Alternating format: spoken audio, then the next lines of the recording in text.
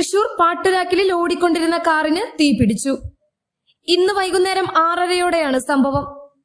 കാറിൽ നിന്നും പുക ഉയരുന്നത് കണ്ടതോടെ യാത്രക്കാർ പുറത്തേക്കിറങ്ങിയതിനാൽ ആളപായമുണ്ടായില്ല. തൃശൂരിൽ നിന്നും ഫയർഫോഴ്സ് എത്തിയാണ് തീയണച്ചത്. തീപിടുത്തത്തിൽ കാർ പൂർണ്ണമായും കത്തി നശിച്ചു. തൃശൂർ വെളുത്തൂർ സ്വദേശിയുടെ കാറാണ് കത്തി നശിച്ചത്.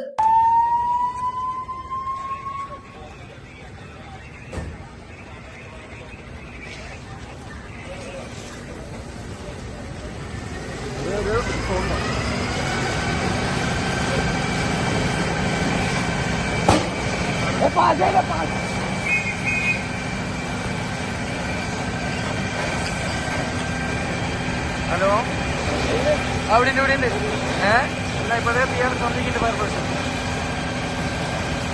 ഓടിക്കൊണ്ടിരിക്കുന്നതാണ്. ബ്ലോക്കായി ഫുള്ള് ബ്ലോക്ക് എത്തിയില്ലെങ്കിൽ